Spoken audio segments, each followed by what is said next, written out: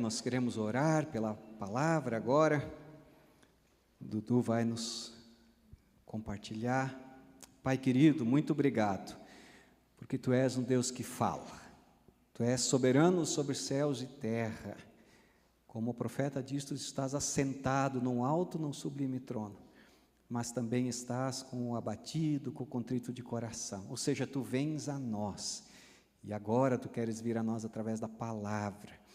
Então, Senhor amado, abençoa que o nosso coração, a nossa mente, os nossos ouvidos, que todo o nosso ser esteja aberto para receber o que o Senhor tem a nos ensinar. E que o Eduardo seja um instrumento nas Tuas mãos para isso. Deus querido, que o falar Teu através dele venha a nós como aquela palavra poderosa que é capaz de salvar, que é capaz de transformar, consolar, redirecionar, enfim, fazer em nós aquilo que Te apraz. Então, abençoa esse momento, Senhor, é o que nós Te pedimos, em nome de Jesus. Amém, Pai. Amém.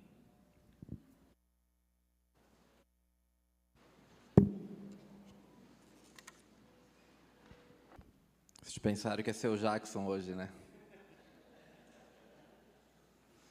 Vão ter que me aturar. Vai ser eu. Bom dia, tudo bem? Estão bem preparados fisicamente? Todo mundo com os braços fortes hoje? Ou não? A gente está dentro de uma série que é Personagens em Volta da Cruz. E em abril inteiro a gente vai falar sobre eles. Semana passada falamos sobre a multidão que rodeou essa cruz. E hoje, eu quero ver se vocês estão bem fisicamente, com os braços bem e com o pulmão em dia, porque hoje nós vamos malhar quem? Hoje é dia de malhar Judas. Quem já viu essa tradição de malhar Judas? Fazer o boneco, ir na rua. Na minha terra tinha isso também. Aqui até que eu não vi. Se fazia um boneco de pano, enchia de serragem ou de qualquer outra coisa, levava para a rua, pendurava em algum lugar ou deixava em alguma esquina, e a molecada, o pessoal passava e... Quem já fez isso? Meu Deus do céu, tudo condenado. Não tem mais jeito. Não precisa nem ficar mais no culto. Vou fazer o quê? Vai ter hoje uma atividade no Zupa, nós vamos fazer isso, estou brincando. Mas eu via muito isso. Se fazia um Judas e no final tocava fogo no Judas ainda, né? Mas apanhava o coitado, né? Meu Deus, que cambada de gente doida de fazer um boneco de pano e ficar batendo no meio da rua, né? Mas mais do que cambada de gente doida, a verdade é que isso é bem hipócrita da nossa parte. Isso é bem hipócrita da nossa parte, porque a gente, ao fazer e criar essas tradições, a gente, ao olhar para Judas, de algum modo a gente se coloca, digamos assim, numa posição imaginária superior a Judas. De modo que a gente olha e fala assim, não, isso aqui que esse Judas fez, isso aqui eu nunca faria. Eu me coloco no direito de criar uma tradição de pegar Judas, então, e malhar o Judas, e bater no Judas, e tocar fogo no Judas. E eu digo que isso é hipócrita, e é a partir disso que a gente quer conversar hoje, é a partir desse parâmetro. A verdade é que existe algo de Judas em cada um de nós. Assim como existe um pouquinho de nós em Judas. Judas não era nem mais e nem menos demoníaco que eu e você, do que Pedro, que também negou a Jesus. Judas, ele é cometido pelo mesmo problema que eu e você. O pecado. O pecado. Judas não era nenhum tipo de ser humano mais terrível, porque somos terríveis. O pecado, aquilo que nos afasta desse Deus, nos deixa nessa condição. De repente a gente até falaria, né? Eu não trairia o Senhor. Será?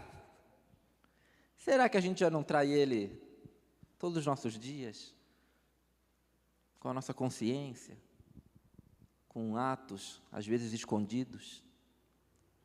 A verdade é que tem um pouco de Judas em cada um de nós. E se fosse para a gente fazer uma tradição mais coerente, teríamos que criar um boneco de cada um de nós, colocar no nosso terreno ou na esquina da nossa casa e nos malhar. tão traidores quanto. E eu me incluo nisso. E é olhando para esse Judas, que hoje, esse personagem que em volta da cruz, que a gente vai falar um pouco sobre essa perspectiva, então, também do materialismo, por exemplo. E a gente vai, então, refletir e conversar um pouco sobre isso. A gente vai ler um primeiro texto agora, que é a primeira vez que aparece Judas nessa história. Eu leio aqui, ele fala o seguinte: Judas reuniu seus discípulos, Judas, olha eu confundindo aí, ó. Perdão, Senhor. Jesus reuniu seus 12 discípulos e lhes deu autoridade para expulsar espíritos imundos e curar todo tipo de enfermidade e doença.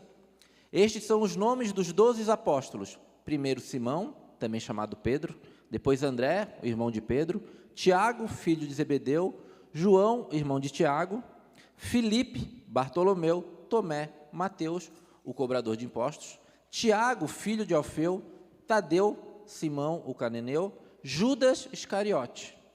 Tem outro Judas na Bíblia, tá? A gente está falando dos Iscariotes, que depois traiu Jesus. Jesus enviou os 12 com as seguintes instruções: não vão aos gentios, nem aos samaritanos, vão antes às ovelhas perdidas do povo de Israel, vão e anunciem que o reino dos céus está próximo. Essa é a primeira vez que a gente vê Judas, então, Judas Iscariote. É a primeira vez que ele já é citado, então, como um traidor. Acredita-se muito que Judas era um nacionalista. O que é um nacionalista? Os nacionalistas era um grupo de judeus chamado de zelote. Existiam vários grupos de judeus. Tinha os fariseus, que eram aqueles que cumpriam a lei bem certinho e viviam uma certa hipocrisia. Chegava a fazer jejum para deformar o próprio rosto, ficar sem comer, para que as pessoas olhassem e falassem: nossa, como eles fazem jejum. E tinha os zelotes, que existe uma linha teológica, histórica, que acredita que Judas poderia ser um zelote destituído, ou seja, ele foi zelote, a partir do momento que ele passou a seguir Jesus, ele deixou de ser zelote. E o que era o zelote? O zelote era praticamente um grupo revolucionário, que queria tirar o povo de Israel do poder de Roma.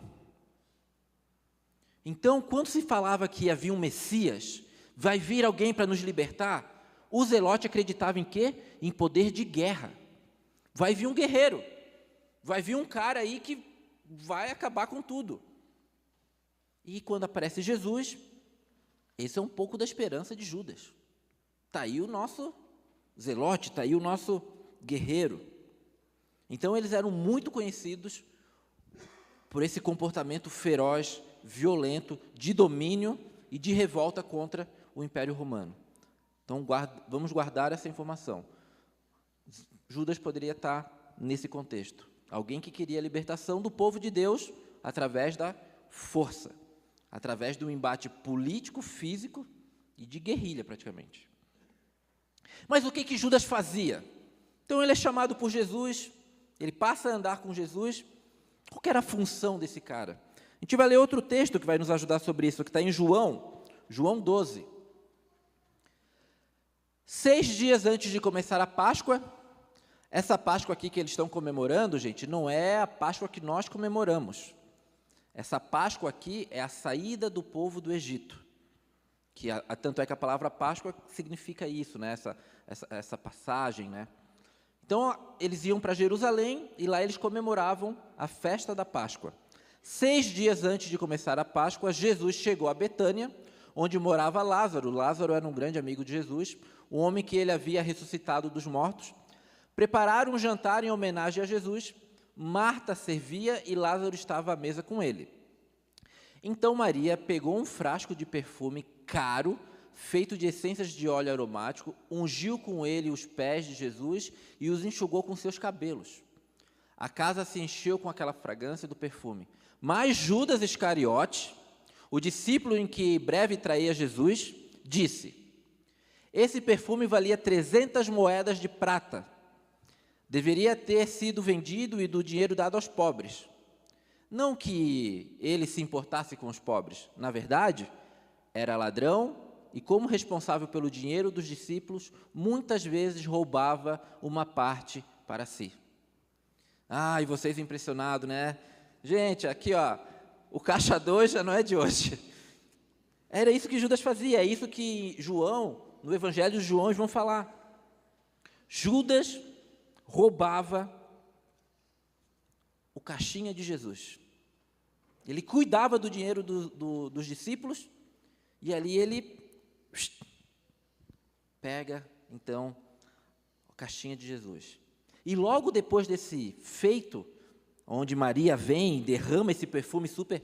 Para a gente ter uma noção, esse perfume aí, ele custava mais ou menos 1 ano de trabalho de um trabalhador comum. Então, se tu pegar, de repente, o salário mínimo, para a gente fazer assim, não que isso é exatamente assim, mas só para ter uma noção, pega um salário mínimo aí de R$ 1.500, multiplica por 12, quanto que dá? 18 mil, parabéns, pessoal, eu não anotei e falei, como é que eu vou pensar isso tão rápido agora? Era um perfume de mais ou menos 18 mil reais, onde ela derrama tudo sobre Jesus. E aí Judas vendo aquilo fala, cara, isso dava para dar aos pobres. É claro que não, né? Porque ao vender aquilo lá, o dinheiro ia para onde antes de ir para os pobres? Para a bolsinha. E ele ia pegar a sua parte de 18 mil, e o restante pode ser que ele daria aos pobres.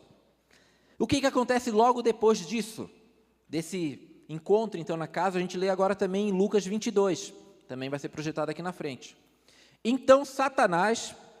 Lucas é o único evangelho que usa esse termo que Satanás se apoderou de Judas. Os outros só vão relatar o que aconteceu. Entrou em Judas Iscariotes, um dos 12, e ele foi aos principais sacerdotes e aos capitães de guarda do templo para combinar a melhor maneira de lhes entregar Jesus. Eles ficavam muito satisfeitos e lhe prometeram dinheiro. Judas concordou e começou a procurar uma oportunidade de trair Jesus para que o prendessem quando a multidão não estivesse por perto. Só para a gente ter uma noção, a história vai contar para a gente, que Judas, então, traz Jesus, vende Jesus. A tradução certa mesmo não é traição. Esse termo veio depois na tradução do português, mas a tradução certa é entregou. Se a gente for pegar do original e trazer direto para o português, Jesus entrega Judas e Jesus está difícil hoje aqui. Judas entrega Jesus por 30 moedas de prata. A própria Bíblia nos dá uma noção do que era o valor de 30 moedas de prata. Vamos pegar esses valores e começar a criar uma noção na nossa cabeça. O perfume valia mais ou menos 350, 360 moedas de prata. 300. Judas entrega Jesus por 30. Lá em Êxodo vai falar assim, quando está sendo colocado algumas leis de organização do povo, se o boi chifrar um escravo ou uma escrava, o dono do boi pagará 30 moedas de prata ao senhor do escravo e o boi será apedrejado. É esse valor. 30 moedas de prata era o valor que se dava para pagar por um escravo ferido por um boi. E é esse valor que Judas aceita para entregar Jesus. 30 moedas de prata. Quem está com celular aí? Todo mundo, né? Quem está com celular aí pode tirar do bolso. Se o modelo for 2024, 25, entregue ao Senhor. Estou brincando. Que oportunidade a gente ia vender ali no Zupa. Pede para a pessoa do lado botar o celular dela em cima do teu celular. Aí você vai ficar com 2 celulares na mão. Dá para ver mais ou menos esse peso? Ou se você só está com o celular, você vai ter que dobrar essa noção. Isso aqui dá mais ou menos... Os celulares, hoje em dia, eles têm mais ou menos 180 gramas. O peso que Judas traz Jesus em prata é mais ou menos isso. O peso de 2 celulares. Esse é o peso que Judas sentiu na mão quando pegou as 30 moedas. Cerca aí de umas 300 gramas. 300 e pouquinho. Quando Judas recebe a prata da mão dos soldados, é esse peso que ele sente na mão. Judas não precisou chamar um carro forte, tampouco uma bolsa muito reforçada. É esse peso. 300 graminhas de prata. Dá para carregar no bolso, escondidinho, no cantinho, tranquilo. Por esse peso, Jesus é entregue. E se a gente for fazer também aquela equivalência, 30 moedas de prata, cada moeda de prata era considerado um denário, que é um dia de trabalho. 30 moedas de prata, um mês de trabalho de um trabalhador comum no Império Romano. Se a gente for converter para essa nossa realidade, Judas entrega, então, Jesus por R$ 1.500, mais ou menos, salário mínimo. Menos do que o valor desse celular que tu pegou na mão. Menos do que esse valor. E a pergunta é, mas essa traição foi predestinada? Judas era uma vítima? Deus lá de cima teve que escolher alguém para trair e falar, meu irmão, vai ser tu, você está predestinado a isso, não tem como você fugir. Podemos condenar Judas, então? Mas, ao mesmo tempo, se a gente não falar nada sobre ou não condenarmos, vamos deixar passar ileso o cara que entregou Jesus Cristo? O que aconteceu com Judas não foi um determinismo, tampouco um fatalismo, do tipo, tem que acontecer e vai ser esse cara e você vai ser escolhido para o resto da história da humanidade ser chamado de traidor. Não. O que acontece com Judas foi simplesmente um ato normal do mal. Um ato normal do mal. Jesus teria que ir para a cruz? Sim. Isso era inevitável. O que era evitável era que fosse através de Judas. Mas se não fosse através de Judas, de alguma outra forma Jesus ia para a cruz. Ou pela violência dos soldados, ou pela traição de outro. Em Judas poderia ser evitado. Mas, como eu falei no início, assim como eu, você, Judas também tinha pecados. E uma área que pegava Judas, o dinheiro. Poderia ser evitado, poderia ser outra pessoa, poderia. Não é um fatalismo na vida e um determinismo na vida de Judas. Judas sofre um ato do mal. O mesmo que Pedro sofre ao negar Jesus e falar, nem conheço, nunca vi na vida. O mesmo. Um preferiu negar e se isolar, e outro, diante de uma oportunidade, preferiu entregar. Assim como eu e você cometemos atos de maldade.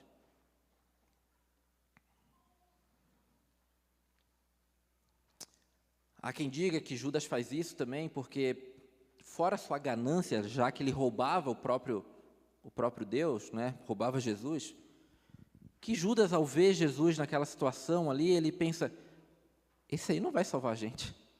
Esse aí não vai ser o guerreiro que vai livrar a gente. Ou há quem diga que Judas, vendo essa situação, ele pensou, vou entregar Jesus, vai começar um grande embate e a gente domina Roma. No fim, também, ele olha uma grande oportunidade de embolsar uma graninha. A verdade também é que Judas era um cara muito materialista.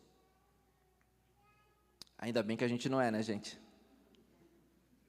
Amém? O culto terminou, podemos ir embora. Judas era um materialista. Judas é um cara que está pensando no dinheiro. Judas é um cara que está pensando no bolso. E o materialismo é uma ansiedade. O materialismo é uma ansiedade onde o centro dela, o combustível dessa ansiedade é o dinheiro, a posse, o ter. É o esforço descompensado para ter coisas, para acumular coisas, ou até um esforço descompensado para consumir. E mais do que isso tudo, o materialismo é uma extrema falta de sensibilidade com o mundo ao nosso redor. O materialismo é uma falta de sensibilidade com o mundo ao nosso redor. Onde pessoas em nossas esquinas estão passando fome, a gente está bravo porque o nosso iPhone 13 já não está atualizando algumas coisas. Logo eu preciso do 15 e do 16 no valor de 8, 10 mil reais. E é isso. E a gente já aprendeu a viver essa insensibilidade. A gente já aprendeu a entender que vivemos num mundo de extrema desigualdade social, onde pessoas passam fome, dormem em lugares extremamente insalubres, e a gente olha para isso e fala, pois é, né? Preciso trocar meu iPhone. Pois é, né? Meu carro 2020 já está na hora de passar para frente. Pois é, né? A minha casa de 120 metros quadrados já está pequena, eu quero agora uma área maior. E a gente é assim. Só que isso também, por muitas vezes, pode ser um materialismo. Algo que nos deixa insensível à realidade em que vivemos. E às vezes isso é muito descompensado. Às vezes também é uma ganância de querer ter e ter. De acumular, de acumular. O materialismo, ele tem pelo menos 3 características. Uma delas, ele é reservado. Ele é escondido. Judas era capaz de roubar a bolsinha de Jesus sem ninguém saber. Judas foi capaz de chegar até no momento da Santa Ceia, e quando Jesus fala, um de vocês vai me trair, ele simplesmente fala, serei eu, Senhor. E nenhum dos outros discípulos desconfia e fala, vai ser Judas, com certeza. Não. Por quê? O materialismo, a ganância, ela pode ser muito bem reservada. Ninguém fica sabendo. Mas o fato de ninguém ficar sabendo, não quer dizer que não vai fazer mal para você. O fato de isso ser bem escondido, não quer dizer que você não está sendo prejudicado. O materialismo também, ele racionaliza. O que eu quero dizer que o materialismo racionaliza? Racionalizar, pensar, significa o quê? Encontrar bons motivos para fazer algo que eu faria de qualquer jeito. Racionalizar é encontrar bons motivos para fazer algo que eu já faria de qualquer jeito. Sabe quando tu quer fazer alguma coisa e tu tem que pensar no jeito que tu tem que falar com a tua mulher? Porque dependendo do jeito que tu pedir, ela vai falar não. E aí tu fala assim, amor, tu quer assistir um jogo de futebol, né? Aí tu fala assim, amor, preciso sair com meu amigo, ele está precisando conversar. Então eu vou aproveitar, a gente vai no jogo junto. Ela fala, pô, que bonito gesto. Tu já ia para o jogo de qualquer jeito, rapaz. Tu só racionalizou uma boa forma. E a gente faz isso com o materialismo. A gente vai criando desculpas, a gente vai criando justificativas para justificar uma consciência. Eu preciso guardar, eu preciso acumular, eu preciso ter. Porque é importante por causa do futuro, porque é importante por causa disso, porque é importante por causa daquilo, por causa da minha imagem, por causa disso. Então a gente consegue criar todo um sistema justificando o quê? O nosso ato de ganância.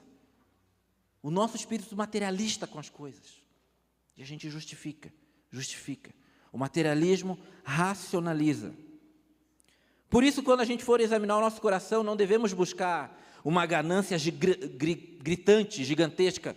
Ué, será que eu sou materialista? Não, eu não sou. Eu tenho um carro só, eu tenho uma casa só. Né? Calma.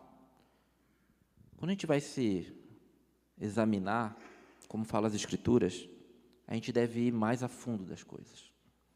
Porque facilmente a gente usa justificativas para justificar comportamentos. Quando eu subo aqui para falar com vocês, quando eu sou contratado pela igreja, eu ganho um salário. Mas constantemente eu tenho que ficar pensando, será que eu estou subindo aqui por causa daquela quantidade que pinga no final do mês? Será que eu estou aqui porque eu entendo uma vocação, um chamado, uma obediência? E eu não vou ser hipócrita para vocês, algumas vezes eu subo aqui, vamos lá trabalhar, porque no final do mês vão chegar os boletos. E é nessa hora que eu tenho que fazer esse exame mais profundo no meu coração, de falar, cara, não é por causa disso. Preciso de uma quantia de salário, tudo bem, tenho que manter minha família, pagar meus boletos, mas fácil, eu consigo vir aqui, subir, e o pensamento é, tenho que cumprir isso aqui porque eu tenho que ganhar um salário. E aí eu justifico, afinal de contas, preciso pagar a creche da minha filha, preciso pagar IPVA, IPTU. Né? Aí eu racionalizo e justifico isso. Mas quando eu vou sondar e peço para que o Espírito Santo vá sondando meu coração, me mostrando e falando, Senhor, me ajuda a entender isso aqui, aí ele vem conversando comigo e fala, cara, isso é chamado, isso é obediência.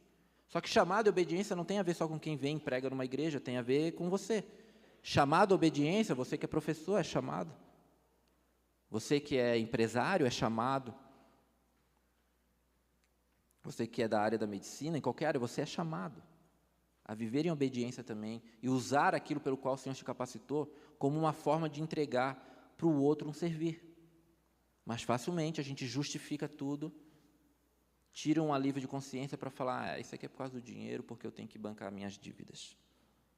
O materialismo racionaliza e a gente tem que tomar cuidado com isso. A gente tem que tomar cuidado com isso, gente, porque a terceira característica do materialismo, ela escraviza. A cobiça, a ganância domina. Quanto mais pecamos, é igual ao pecado. Quanto mais pecamos, pecamos. Quanto mais temos ganância, mais ganância. Mais a gente quer. Vocês já não viram, vocês já não se questionaram, falaram, meu Deus, o político tal saiu que roubou tantos milhões. E aí depois saiu que roubou mais tantos milhões. Mas, meu Deus, já não basta isso. Imagina, se pinga hoje na tua conta 10 milhões, já não estaria bom? Já não dá para viver na praia o resto da vida? E aí tu vê um que rouba e desvia 10 e depois desviou 20 e fala, mas para que tudo isso? É porque é pecado, é ganância. E aí a pessoa está escrava disso. A forma e o porquê do viver agora é esse.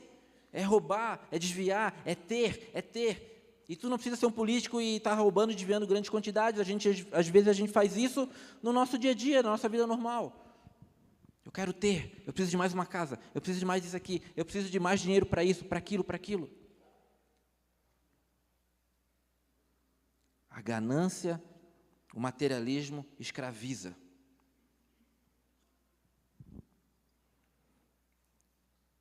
Por isso é impossível servir dois senhores. Não tem como tu servir a Deus e a servir a outro Deus que cada vez mais vai querer mais de você.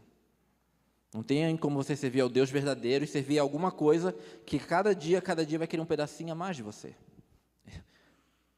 O Deus criador de tudo vai olhar e falar assim, rapaz, ou é tudo meu ou não é. Eu não vou ficar te disputando. Sabe o que acontece com Judas depois de tudo? Ele vai lá, vende Jesus, entrega Jesus. E quando ele percebe o que ele tinha feito, que ele vê Jesus sendo preso, a palavra vai falar lá em Mateus que Judas tenta reparar o que aconteceu. Judas volta com as suas 300 gramas de prata para os soldados e fala, pega de volta, eu não quero mais não. Pega de volta aí.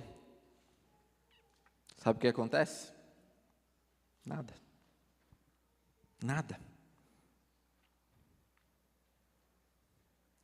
E depois que não acontece nada, que tão pouco eles falam, tudo bem, daqui o dinheiro de volta, a gente não vai mais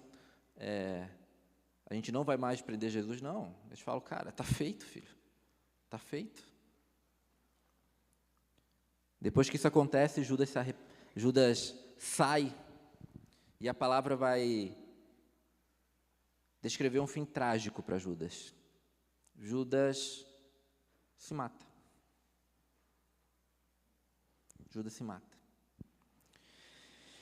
Sabe um problema que acontece na vida de Judas? Judas, ao olhar para a cruz, ele olha a cruz como um símbolo de derrota e humilhação. Ele fala, está tudo acabado mesmo, o cara que era para ser o Salvador. E diante desse ato de querer devolver, reparar, Judas entra num processo de remorso. A gente já falou aqui várias vezes o que é remorso. É olhar para trás e ficar remoendo. Nossa, o que eu fui fazer? O que é muito diferente de arrependimento. Arrependimento é ver o que aconteceu e olhar para frente. A partir de agora, mudança de postura. Judas não consegue olhar para a cruz e ter um arrependimento e falar, não, mas essa cruz agora vai me dar uma nova vida. Essa cruz agora é o sacrifício para que de fato eu tenha vida. Ao olhar para Cristo na cruz, o que Judas tem em mente é que, na real, tudo acabou. Na real, é o fim.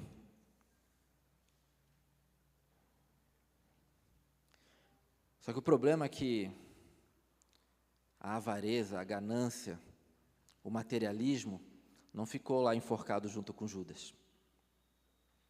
Está presente nos nossos tempos.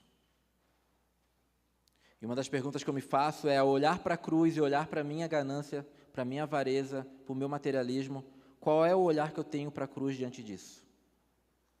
Um olhar de um símbolo de derrota e humilhação, ou falar, isso basta? Como o Leonê leu no início do culto, Senhor, me dê aquilo que é suficiente para eu viver.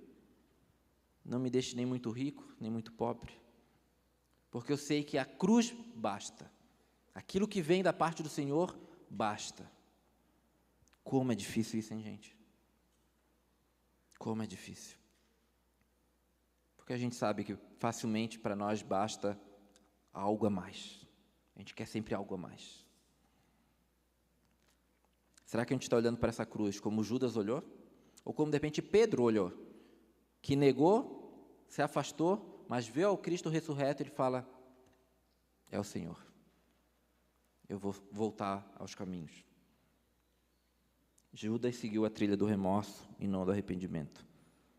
Confessou, devolveu, mas não teve mudança. Judas não consegue acreditar no perdão.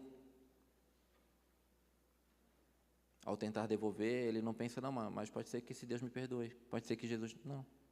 A saída foi tirar a própria vida. Como que nós olhamos para a cruz diante da nossa consciência, da nossa ganância, do nosso materialismo? Olhamos com a consciência que esse Deus pode perdoar a minha e a tua ganância e ter um novo recomeço?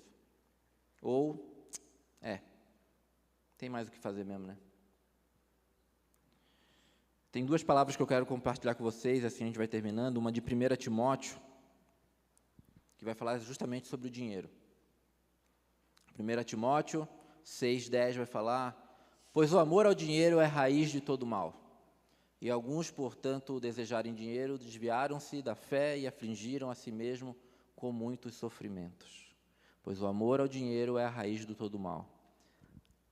Dinheiro, gente, não é problema ter dinheiro, tá? Mas veja o que esse versículo fala, o amor ao dinheiro. Amor não é só um simples sentimentozinho. Imagina a forma que tu olha para o teu filho, para o teu neto e fala, eu amo. É quando você olha para o dinheiro assim. Eu amo isso aqui. E amor não é só um sentimento, gera atitudes. Eu falo, eu amo a Olivia e eu abraço a Olivia e eu brinco com a Olivia. E eu corrijo a Olivia por amor. Amar o dinheiro tem a ver com isso. É um sentimento profundo que gera atitudes de amor e falar que sem isso aqui eu não vivo. Sem isso aqui eu não tenho como respirar. O amor ao dinheiro, o relacionamento ao dinheiro, com o dinheiro dessa forma, é a raiz de todo mal. Outro versículo também que vai falar sobre o dinheiro, esse daí, na verdade, é dito então pelo próprio Jesus. Mateus 6, 19 e 21 vai falar, não ajuntem tesouros aqui na terra, onde as traças e a ferrugem os destroem. E onde os ladrões arrombam casas e os furtam, ajuntem seus tesouros no céu, onde traça e ferrugem não destrói, e onde ladrões não arrombam nem furtam. Onde o seu tesouro estiver, ali também estará o seu coração. Onde o seu tesouro estiver, ali também estará o seu coração. O que tem movido o meu e o teu coração?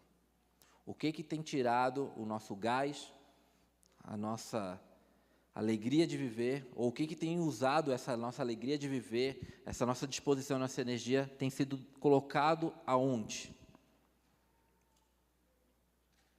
Percebam que eu não estou fazendo aqui nenhum tipo de discurso para falar, vendam tudo, o dinheiro é ruim, mas existe uma prioridade quando eu falo que Jesus Cristo é Senhor e Salvador da minha vida.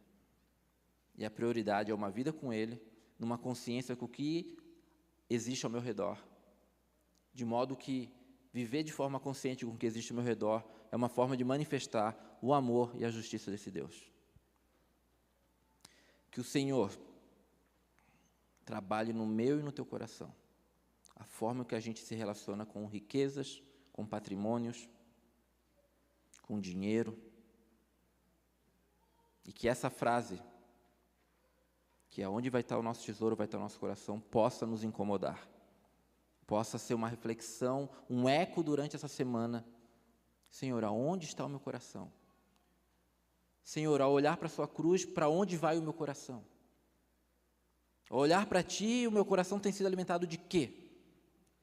O problema é que vivemos em tempos também onde Jesus virou um banco, uma forma e uma justificativa de quê?